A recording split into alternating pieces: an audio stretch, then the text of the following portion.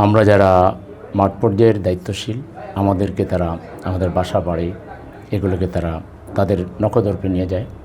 আমরা কোথায় যাচ্ছি ঘর থেকে বের হইলেই ছায়ার মতো পিছনে পিছনে মুভমেন্ট ফলো করা হতো। ফলে সে লাইফটা খুব সংকুচিত হয়ে যায়। ইভেন এমনও হয়েছে যে একসময় তো এরকম ছিল যে বাজারে গিয়ে নিজেই বাজার করতাম। ভালো লাগতো, মাছ ব্যবসায়ী কিংবা তরিতরকারি ব্যবসায়ী তাদের সাথে কথাবার্তা বলতাম। এরপরে আর বাজারে তো দূরের কথা, ফলের দোকানে দাঁড়াইতে চাইলে কিছু ফল কিনবো, ড্রাইভার বলতো যে স্যার দাঁড়ানো যাবে না। কেন যাবে না?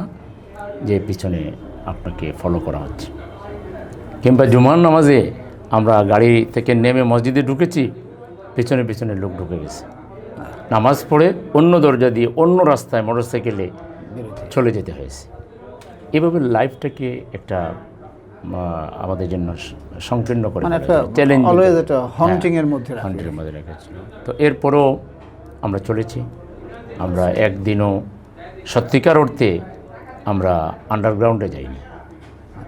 আমরা প্রকাশ্যেই আমাদের সভাগুলো করেছি। আমাদের যখনই কেন্দ্র থেকে মিছিলের ডাক দিয়েছে, মিছিলের নেতৃত্ব দিয়েছি, মিছিল থেকে ধরে নিয়ে গেছে, অ্যাটাক করেছে, নানা পরিস্থিতি ফেস করেছি।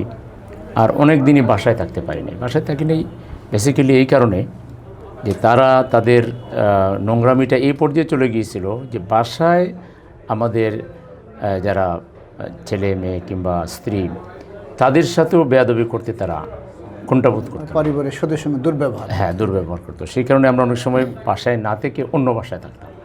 এটা এই জন্য থাকতাম যে বাসার লোকেরা যেন অন্তত নিরাপদ থাকে। হ্যাঁ, তারা তো খবর জানে বাসায় আসি নাই, আজকে বাসায় ঢুকি নাই, তো বাসায় তো আর আসবে না, অন্য কোনো জায়গায় খুঁজবে। এভাবে পালিয়ে পালিয়ে অনেকদিন থাকতে হয়েছে পরিবারের লোকদের নিরাপত্তার স্বার্থে এবং নিজেকে মাঠে যাতে সক্রিয় রাখতে পারে। কারণ আমি যদি ধরা পড়ে যাই তাহলে তো কালকে আর আমি মাঠে থাকতে পারবো।